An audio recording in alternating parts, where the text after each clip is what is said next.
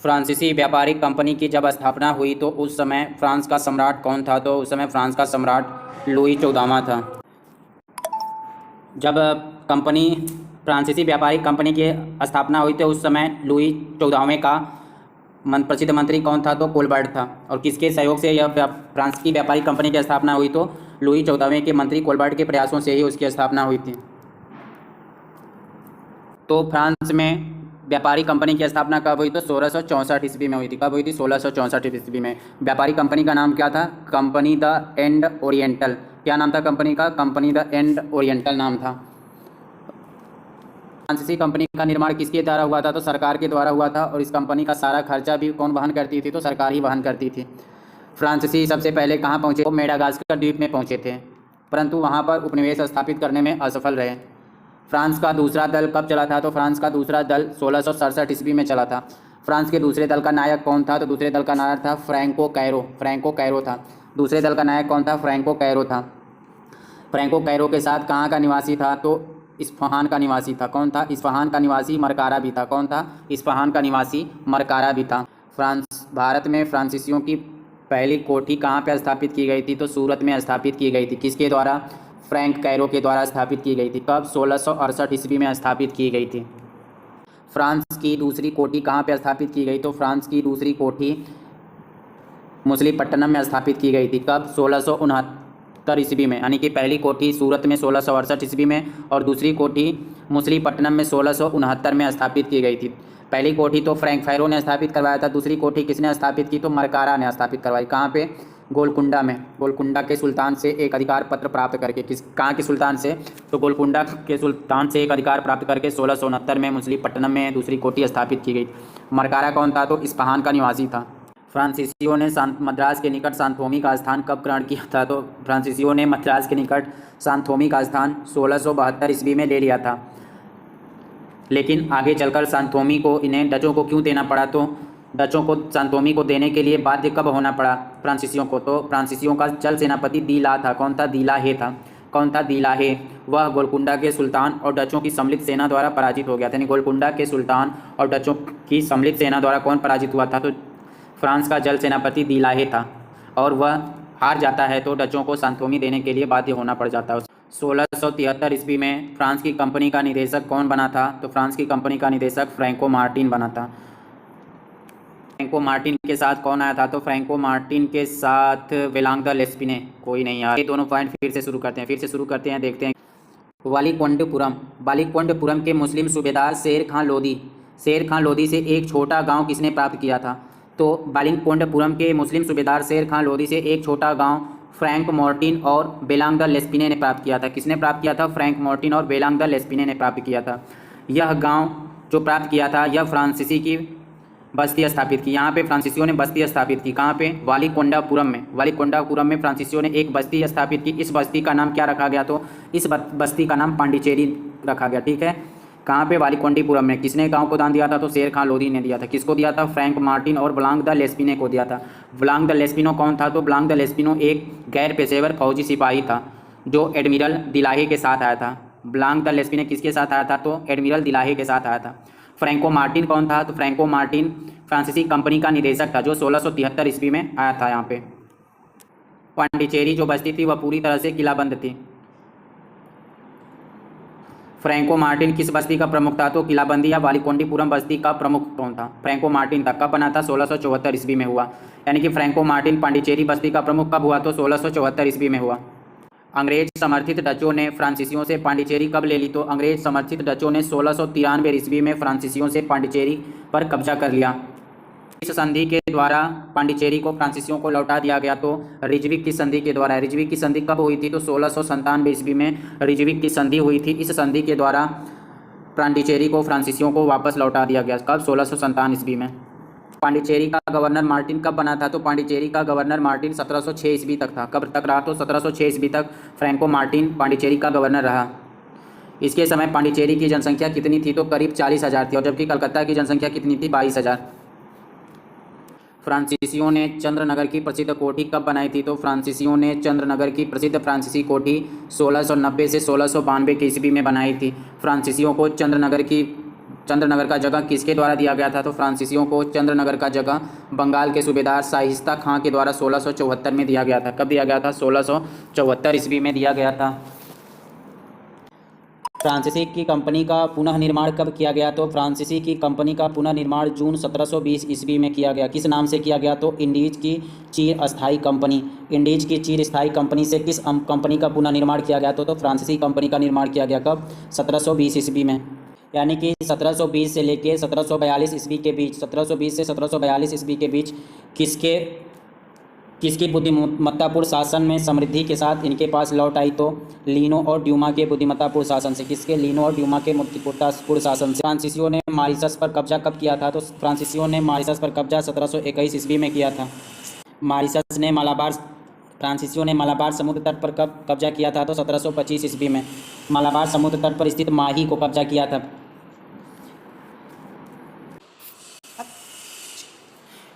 फ्रांसीसियों ने मॉरिशस पर कब कब्जा किया था? तो फ्रांसीसियों ने मॉरिशस पर 1721 ईस्वी में कब्जा किया था। मॉरिशस ने मालाबार समुद्र तट पर स्थित माही पर कब कब्जा किया था? तो 1725 ईस्वी में किया था। माही किस तट पर स्थित था? तो मालाबार समुद्र के तट पर। फ्रांसीसियों ने कारिकल पर कब कब्जा किया था? तो कारिकल पर 1739 ईस्वी में कब्जा किया था। पांडिचेरी को पूर्व की फ्रांसीसियों की सभी बस्तियों का मुख्यालय कब बनाया गया था? तो पांडिचेरी को 1701 ईस्वी में पूर्व की फ्रांसीसी की सभी बस्तियों को मुख्यालय बनाया गया। फ्रैंको मार्टिन को भारत में फ्रांसीसी मामले का महानिदेशक बनाया गया था। फ्रांसीसी गवर्नर डुप्ले के समय में फ्रांसीसी प्रभुत्व की स्थापना हुई। यानी कि किस फ्रांसीसी गवर्नर के समय फ्रांसीसी प्रभुत्व की स्थापना हुई? तो डुप्ले के समय में हुई थी। और पांडिचेरी की किसको भारत में फ्रांसीसी मामलों का महानिदेशक किसे बनाया गया था? तो फ्रैंको मार्टिन को बनाया गया था। अंग्रेज फ्रांसीसी संघर्ष कर्नाटक युद्ध। अंग्रेज फ्रांसीसी संघर्ष कर्नाटक युद्ध। फ्रांसीसी और अंग्रेज का जो संघर्ष हो गया, जिसको कर्नाटक के युद्ध के नाम से जानते हैं, तो इसमें क्या मिलता है? तो इसमें यह देखने को मिलता है कि व्यापार से आरंभ होकर अंग्रेज और फ्रांस की जो कंपनियां थी वह भारत की राजनीतिक में अपरिहार्य रूप से उलझ गईं। तो इससे क्या होता है? तो कर्नाटक का युद्ध कहा जाता है। लेकिन नाम तो है कर्नाटक का युद्ध, और इसमें लड़ने वाले कौन रहते हैं? तो अंग्रेज और फ्रांस लड़ते हैं इसमें। ठीक है, यह कितने वर्षों तक चला था? तो यह करीब 20 वर्षों तक चला था। यानी कर्नाटक का युद्ध कितने वर्षों तक चला था? तो कर्नाटक का युद्ध लगभग 20 वर्षों तक चला था। यह जो कर्नाटक का युद्ध चला था 20 वर्षों तक, इसमें किसकी हानि हुई? तो फ्रांसीसी शक्ति असीम रूप से टूट गई यहाँ पे। कहाँ पे? भारत में। और इस संघर्ष में सदा के लिए निर्णय दिया गया कि अंग्रेज ही भारत के स्वामी होंगे और फ्रांसीसी नहीं होंगे। जब कर्नाटक का युद्ध हुआ था, पहला कर्नाटक का युद्ध हुआ था, उस समय हैदराबाद किस प्रकार का शासक चल रहा था? तो हैदराबाद जो था वह अर्ध स्वतंत्र शासक था। और किसके अंतर्गत था? तो निजामुल उल मुल्क आसफ जाह के अंतर्गत अर्ध स्वतंत्र शासक था। कौन? निजामुल मुल्क था। कर्नाटक किसे कहा जाता था? तो कोरोमंडल तट और उसके पीछे की भूमि को कर्नाटक कहा जाता था। क्या कहा जाता था? कर्नाटक का जो हिस्सा था, तो कोरोमंडल तट के पीछे और उस कोरोमंडल तट और उसके पीछे की भूमि, कोरोमंडल के तट के पीछे की भूमि नहीं, कोरोमंडल का पूरा तट और उसके पीछे की भूमि जो थी वह कर्नाटक कहा जाता था। कर्नाटक किसका एक सूबा था? कर्नाटक मुगल दक्कन का एक सूबा था। कर्नाटक किसके अंतर्गत आता था? तो कर्नाटक एक निजाम के अंतर्गत आता था। जिस तरह से दिल्ली की सरकार से कौन स्वतंत्र हो गया था? निजाम स्वतंत्र हो गया था। उसी तरह जो कर्नाटक का नवाब था वह दक्कन के नवाब के नियंत्रण से भी मुक्त कर लिया था। ठीक, कर्नाटक का नवाब कौन था? तो कर्नाटक का नवाब था शहादत उल्ला खां। शहादत उल्ला खां था। और शहादत उल्ला खां ने क्या किया? तो अपने भतीजे दोस्त अली को निजाम की मंजूरी के बिना ही अपना उत्तराधिकारी घोषित करके अपने ओहदे का वंशानुगत बना दिया। उसी समय कर्नाटक पर किसने आक्रमण किया था? तो मराठों ने कर्नाटक पर आक्रमण किया। कब? 1741 ईस्वी में। 1741 ईस्वी में मराठों ने कर्नाटक पर आक्रमण किया। मराठों ने जब कर्नाटक पर आक्रमण किया तो वहाँ का शासक कौन था? तो वहाँ का शासक दोस्त अली था। दोस्त अली के साथ मराठों ने क्या किया? तो दोस्त अली को मार डाला और उसके दामाद चंदा साहब को बंदी बना लिया। जब कर्नाटक पर दोस्त अली मार डाला गया और उसका दामाद चंदा साहब को बंदी बना लिया गया तो कर्नाटक पे कोई राजा नहीं था, कर्नाटक खाली हो गया था। तो उस पर किसको शासक बनाया गया? तो निज़ाम आसफ जाह ने अपने निकट संबंधी अनवरुद्दीन को कर्नाटक का नवाब बनाया। किसको बनाया? तो अनवरुद्दीन को कर्नाटक का नवाब बना दिया। 1741 में मराठा ने कर्नाटक पर आक्रमण कर लिया। इस तरह वहाँ पे अव्यवस्था मौजूद हो गई थी। लेकिन फ्रांसीसी और अंग्रेज जो थे वह अपने व्यापार में मगन थे, वह इस तरफ ध्यान नहीं दे रहे थे। उसी समय जब कर्नाटक में युद्ध हो रहा था तो लगभग उसी समय या उससे पहले 1740 ईस्वी में अंग्रेज और फ्रांस में युद्ध क्यों चल रहा था? तो फ्रांस और युद्ध में दो युद्ध चल रहे थे, एक मेरिया थेरसा के उत्तराधिकारी को लेकर और दूसरा युद्ध जो था अमेरिकी उपनिवेश के झगड़े को लेकर यूरोप में अंग्रेज और फ्रांसीसियों के बीच युद्ध चल रहा था। यानी मेरिया थेरसा का उत्तराधिकारी कहाँ का उत्तराधिकार का उत्तर था, तो ऑस्ट्रियाई उत्तराधिकारी का युद्ध चल रहा था, किसमें, अंग्रेज और फ्रांसीसियों के बीच में। ये युद्ध तो चल रहे थे, भारत में मराठा कर्नाटक के बीच युद्ध चल रहा था, वो युद्ध चल रहा था, और यूरोप में फ्रांस और अंग्रेज के बीच में युद्ध चल रहा था। लेकिन भारत में अंग्रेज और फ्रांसों के बीच मैत्रीपूर्ण संभावना स्थापित करने का प्रयास कौन कर रहा था, शांति बनाए रखने का, तो वह था फ्रांसीसी गवर्नर डुप्ले। लेकिन इस बात में अंग्रेज इनका कोई साथ नहीं दे रहे थे। कर्नाटक का प्रथम युद्ध कब होता है, तो इसी प्रक्रिया में चलते हुए कर्नाटक का प्रथम युद्ध 1746 से 1748 के बीच का कर्नाटक का प्रथम युद्ध कहा जाता है। कर्नाटक का जो प्रथम युद्ध था वह किस युद्ध के नाम से जाना जाता है, तो यह युद्ध ऑस्ट्रिया के उत्तराधिकारी युद्ध के विस्तार माना जाता है। और कर्नाटक का जो ये प्रथम युद्ध हुआ था यह किसके कारण युद्ध प्रारंभ हुआ था, तो गृह सरकारों की आज्ञा के विरुद्ध। किसके विरुद्ध, तो गृह सरकार की आज्ञा के विरुद्ध ही दोनों दलों ने 1746 में युद्ध प्रारंभ कर दिए। किसके, गृह सरकारों की आज्ञा के विरुद्ध, इन्होंने कोई आज्ञा नहीं दिया था इनको, लेकिन उनके विरुद्ध ही दोनों दलों ने युद्ध प्रारंभ कर दिया। युद्ध की पहली पहल किसकी तरफ से की गई थी, तो कर्नाटक के युद्ध की सबसे पहली पहल अंग्रेजों के द्वारा की गई थी। अंग्रेजी सेना का नेतृत्व कौन कर रहा था, तो अंग्रेजी सेना का नेतृत्व बार्नौट कर रहा था। कौन कर रहा था, बार्नेट कर रहा था। और इसने क्या किया, तो फ्रांसीसी जलपोतों को पकड़ लिया था। डुप्ले ने किससे जहाज़ों की सुरक्षा के लिए प्रार्थना की, तो डुप्ले ने कर्नाटक के नवाब से अपनी जहाज़ों की सुरक्षा के लिए प्रार्थना की। तो नवाब अंग्रेज़ों के पास गए, तो अंग्रेज़ों ने क्या नवाब की बात मानी, नहीं, अंग्रेज़ों ने नवाब की बात नहीं मानी, उसकी बात पर कोई गौर ही नहीं किया। इसके परिणाम स्वरूप क्या हुआ, तो इसके परिणाम स्वरूप डुप्ले ने किससे सहायता मांगी, तो इसके बाद परिणाम स्वरूप डुप्ले ने मॉरिशस के फ्रांसीसी गवर्नर ला बोर्डाने से सहायता मांगी। किससे मानी, तो मॉरिशस के फ्रांसीसी गवर्नर ला बोर्डाने से सहायता मांगी। ला बोर्डाने कितनी सैनिक बेड़ों की सहायता की थी, तो ला बोर्डाने ने 3000 सैनिक बेड़ों की सहायता करने के लिए कहाँ पहुँचा, तो अपने बेड़े के साथ कोरोमंडल तट पर पहुँचता है और किस पर अधिकार करता है, तो मद्रास पर अधिकार कर लेता है। फ्रांसीसियों ने किस तरफ से युद्ध लड़ा था, तो फ्रांसीसियों ने भूमि और समुद्र दोनों तरफ से युद्ध लड़ा था और घेरा डाला था। ला बोर्डाने का विचार क्या था, तो ला बोर्डाने का विचार अंग्रेजों से फिरौती लेने का था। ला बोर्डाने ने कितने पैसे लेकर मद्रास को पुनः अंग्रेजों को लौटा दिया, तो 40,000 पाउंड लेकर अंग्रेजों को पुनः मद्रास को लौटा दिया। लेकिन डुप्ले ने पुनः मद्रास को क्या किया, जीत लिया था। फ्रांसीसियों द्वारा मद्रास को घेरे जाने के बाद अंग्रेजों ने किसका संरक्षण माना, तो अंग्रेजों ने नवाबों का संरक्षण मांगा। तो जब अंग्रेजों ने नवाबों से संरक्षण माना तो नवाब ने फ्रांसीसियों से क्या कहा, तो नवाब ने फ्रांसीसियों को कहा कि मद्रास का घेरा उठा लेने को कहा, फ्रांसीसियों को मद्रास का घेरा उठा लेने को कहा। लेकिन डुप्ले ने यहाँ पे एक कूटनीति का प्रयोग करते हुए क्या कहा, तो डुप्ले ने कहा कि मद्रास से अंग्रेजों को हटाकर मद्रास को किसको देगा, तो मद्रास को नवाबों को सौंप देगा। लेकिन नवाब को क्या लगा कि डुप्ले का कथन में कोई सत्यता नहीं है और संख्या दिखाई दी, तो उसने क्या कहा कि इस कारण से युद्ध असंभावी हो गया। सेंटेथोम का युद्ध कब हुआ था, तो सेंटेथोम का युद्ध 1748 ईस्वी में हुआ था। कर्नाटक का युद्ध सर्वप्रमुख युद्ध था। कर्नाटक का युद्ध सर्वप्रमुख युद्ध किसे माना जाता है, तो सेंटेथोमे का युद्ध को कर्नाटक के युद्ध का सर्वप्रमुख युद्ध माना जाता है। यह युद्ध किसके बीच लड़ा गया था, तो सेंटेथोमे का युद्ध फ्रांसीसी सेना एवं नवाब अनवरुद्दीन की सेना के बीच लड़ा गया था। सेंटेथोमे का युद्ध किसके बीच लड़ा गया था, तो फ्रांसीसी सेना एवं नवाब अनवरुद्दीन की सेना के बीच लड़ा गया था। कब, 1748। सेंटेथोमे के युद्ध में पराजय किसकी हुई, तो नवाब की पराजय हुई। किसकी पराजय हुई, नवाब की पराजय हुई।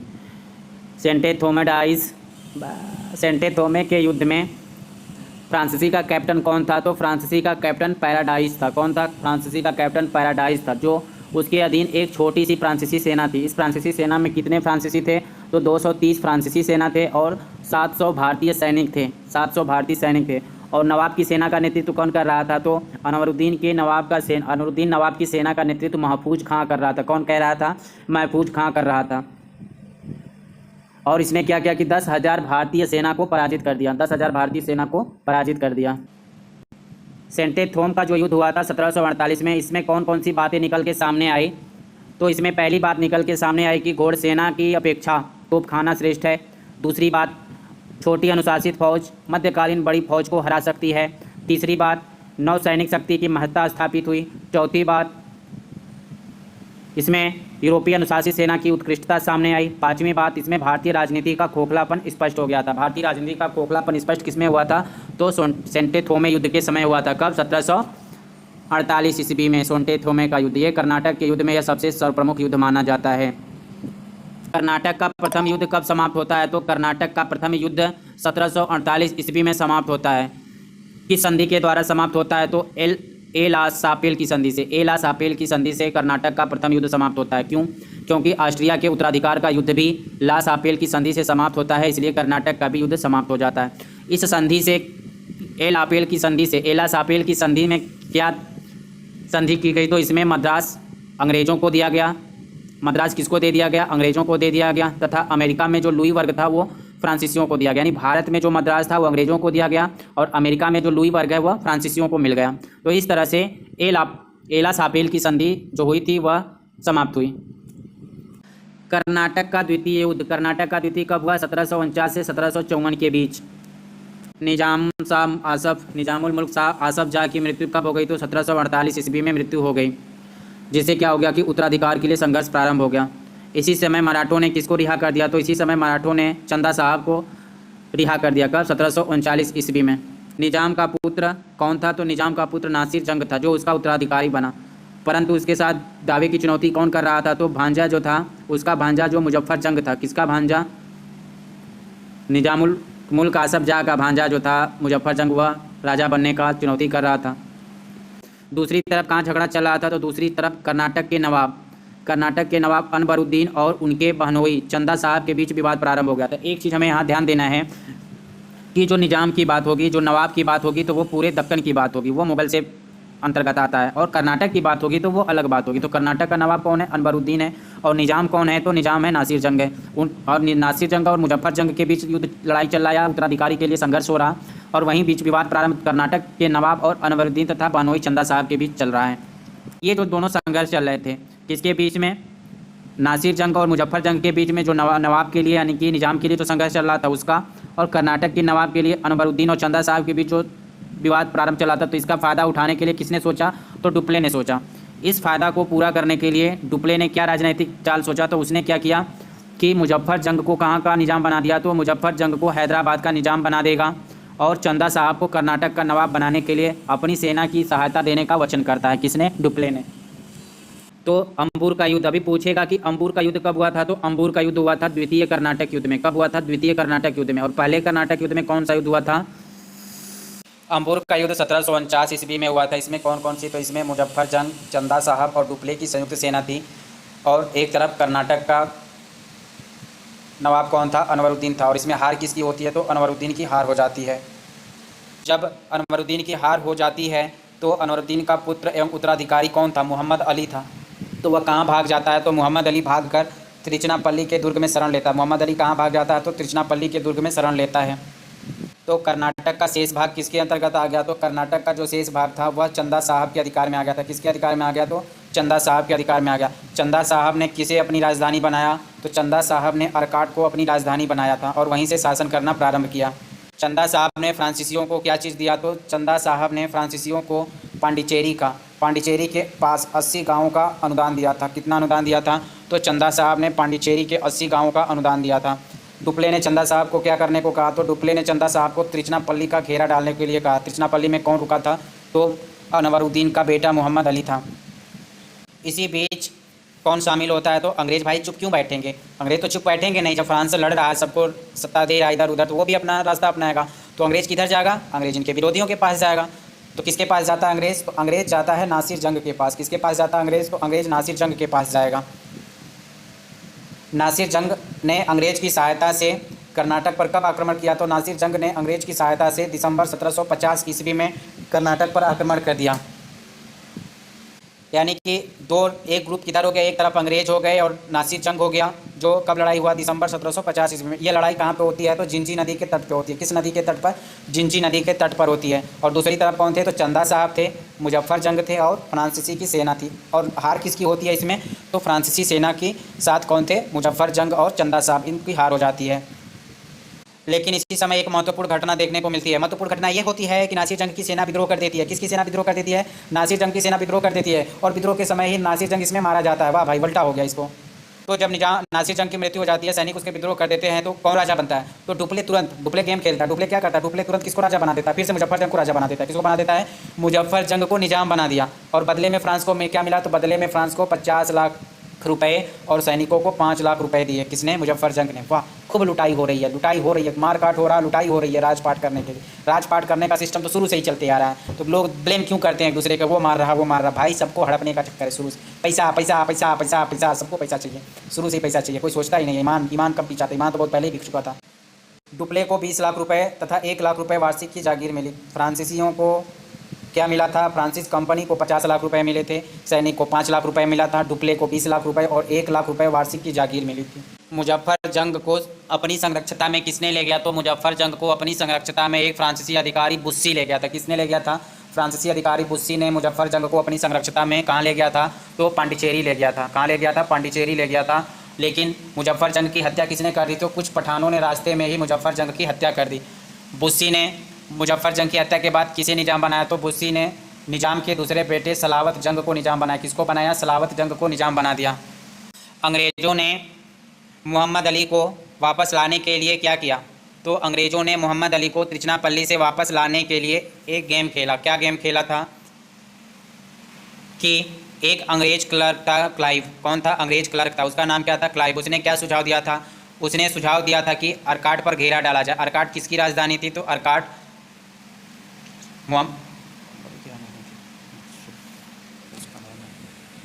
चंदा साहब की थी। अर्काट की राजधानी किसकी थी? तो चंदा साहब की थी। तो रॉबर्ट क्लाइव ने सुझाव दिया कि त्रिचनापल्ली किसने घेरा हुआ है? तो त्रिचनापल्ली घेरा हुआ है चंदा साहब ने। त्रिचनापल्ली में कौन रुका हुआ है? तो त्रिचनापल्ली में कौन रुका हुआ है? कौन रुका हुआ है? मोहम्मद अली रुका हुआ है यार। उसको वापस करने के लिए अंग्रेज़ प्रयास कर रहे हैं भाई। अंग्रेज़ प्रयास करने के लिए सोच रहे हैं कि कैसे जाए वहाँ। तो कौन घेरा डाला है? चंदा साहब घेरा डाला है यार।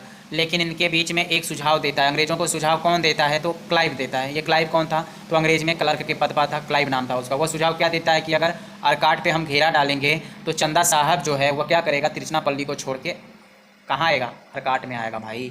तो अर्काट में आएगा भाई। तो यही काम तो हो रहा है, यही काम हुआ भी कि अंग्रेज़ों ने अर्काट पे घेरा डाला, चंदा साहब त्रिचनापल्ली छोड़ के अर्काट पे आया और इस तरह से क्या हुआ कि मोहम्मद अली को छुड़ा लिया। तो यही जो क्लर्क था, यही क्लर्क कौन था? यही था रॉबर्ट क्लाइव, जिसने यहीं से इसका अंग्रेजी कंपनी में उन्नति का सिलसिला प्रारंभ होता है और भारत में आता है, युद्ध लड़ता है और बंगाल 1757, 1764 ये सब युद्ध लड़ता है। कौन? Robert Clive. देख लो क्लर्क से कहाँ पहुँचता है।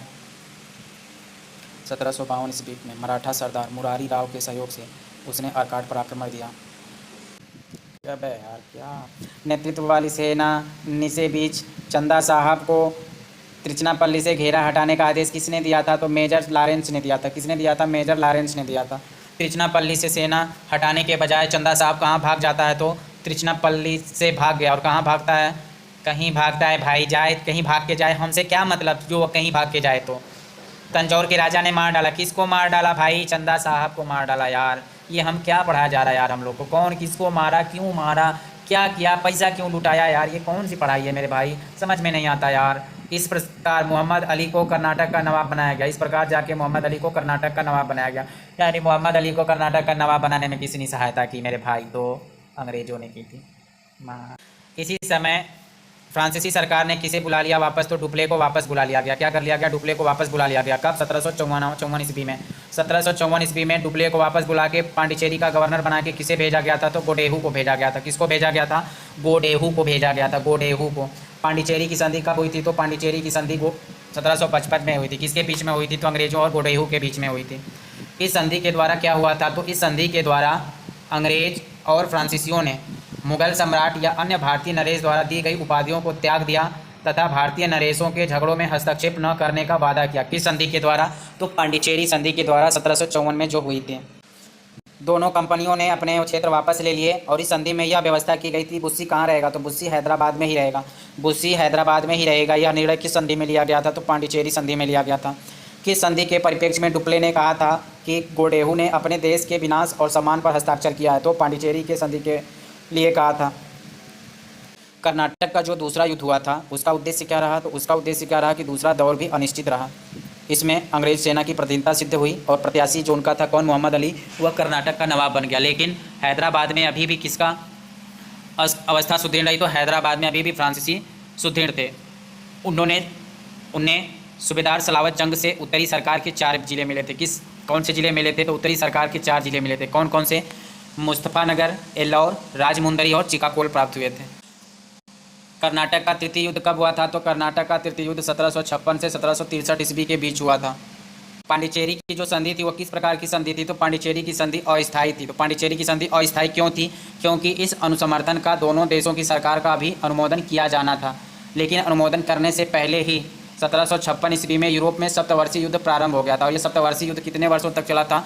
तो 1756 से 1763 ईस्वी तक सप्तवर्षीय युद्ध चला था। इसमें किसके पुनः अंग्रेज और फ्रांसीसी एक दूसरे के विरोध में आ गए और 1757 ईस्वी में एक दूसरे के स्थानों पर आक्रमण करना शुरू कर दिया था। दक्षिण में फ्रांसीसियों ने किस हिस्से को लेने का असफल प्रयास किया था? तो दक्षिण में फ्रांसीसियों ने त्रिचनापल्ली को लेने का असफल प्रयत्न किया था, परंतु कर्नाटक के अधिकांश भागों पर उनका अधिकार हो गया था। अंग्रेजों ने 1757 ईस्वी में अंग्रेजों ने फ्रांसीसी फैक्ट्रियों पर अधिकार कर लिया था। ये फ्रांसीसी फैक्ट्रियाँ कौन कौन सी थी? चंद्रनगर, बालासोर, कासिम बाजार तथा पटना की। चंद्रनगर, बालासोर, कासिम बाजार तथा पटना की फैक्ट्रियों पर, ये फैक्ट्रियाँ किसकी थी? तो ये फैक्ट्रियाँ फ्रांसीसियों की फैक्ट्रियाँ थी। और यहाँ पे किसने अधिकार कर लिया? तो अंग्रेजों ने अधिकार कर लिया। कब? 1757 में। युद्ध का वास्तविक आरंभ कब होता है? तो युद्ध का वास्तविक आरंभ 1758 ईस्वी में होता है। इसके पीछे कारण क्या था? कि इसके पीछे कारण था कि जब फ्रांसीसी सरकार ने काउंट डी लाली के नेतृत्व में, किसके नेतृत्व में? काउंट डी लाली को भारत के संपूर्ण फ्रांसीसी प्रदेशों के सैनिक एवं असैनिक अधिकारों से युक्त अधिकारी नियुक्त किया था। काउंट डी लाली ने फोर्ट सेंट डेविड को कब जीता था? तो फोर्ट सेंट डेविड को 1758 ईस्वी में जीता था। इसके बाद उसने मद्रास को घेर लिया, लेकिन अंग्रेजी नौसेना आने के कारण उसे घेरा उठाना पड़ा। वांडीवास का युद्ध कब हुआ था? 22 जनवरी 1760 ईस्वी को हुआ था। अंग्रेजों और फ्रांसीसियों के बीच निर्णायक लड़ाई कहाँ पे लड़ी गई थी? तो निर्णायक लड़ाई वांडीवास में लड़ी गई थी। कब? 20 जनवरी 1760 ईस्वी को। अंग्रेजी सेना का नेतृत्व कौन कर रहा था? तो अंग्रेजी सेना का नेतृत्व आयर कूट कर रहा था और फ्रांसीसी सेना का नेतृत्व काउंट लाली कर रही थी। और इसमें हार किसकी हुई? तो काउंट लाली की सेना को हरा दिया। किसने? आयर कूट की सेना ने। वांडीवास के युद्ध की टिप्पणी में माल्सन ने क्या लिखा है? तो माल्सन कहता है कि वांडीवास के युद्ध ने उस महान भवन का, जिसे ड्यूमा तथा डुप्ले ने निर्मित किया था, ध्वस्त कर दिया गया। किसके लिखा है? तो माल्सन ने लिखा था, माल्सन ने। अंग्रेजों ने पांडिचेरी को अपने अधिकार में कब लिया था? तो अंग्रेजों ने पांडिचेरी को अपने अधिकार में 1761 ईस्वी में लिया था। कब लिया था? 1761 ईस्वी में लिया था। जब पांडिचेरी पर फ्रांसीसियों का अधिकार हो गया तो अगले 1 वर्ष के भीतर फ्रांसीसी भारत में अपने अधीन सारे भूभाग खो बैठे। और युद्ध का समापन किससे हुआ? तो युद्ध का समापन पेरिस की संधि से हुआ। पेरिस की संधि कब हुई थी? तो पेरिस की संधि हुई थी 1763 ईस्वी में। पेरिस की संधि में क्या हुआ? तो पेरिस की संधि में फ्रांसीसियों को भारत में स्थित उनके सारे कारखाने वापस कर दिए गए, लेकिन एक शर्त रखी गई। अब न तो किलेबंदी की जा सकती थी और न ही सैनिक वहां डेरा डाल सकते थे। फ्रांसीसी अब सिर्फ व्यापारिक कार्य कर सकते थे। फ्रांसीसी अब सिर्फ क्या कार्य कर सकते थे? तो व्यापारिक कार्य कर सकते थे। तृतीय कर्नाटक युद्ध निर्णायक साबित हुआ। कौन सा युद्ध निर्णायक साबित हुआ? तो तृतीय कर्नाटक युद्ध जो था वो निर्णायक साबित हुआ। युद्ध में पराजय के फलस्वरूप फ्रांसीसी साम्राज्य की स्थापना के सारे अवसर नष्ट हो गए। अब वे मात्र व्यापारी रह गए थे। यहीं पर निर्णायक परिणामक युद्ध हुआ था। ठीक है। युद्ध में क्या हुआ था कि युद्ध में जो जितने भी जीते थे फ्रांसीसी के जो कारखाने बस देख दिए और वो सैनिक वैनिक कुछ नहीं रख सकता है।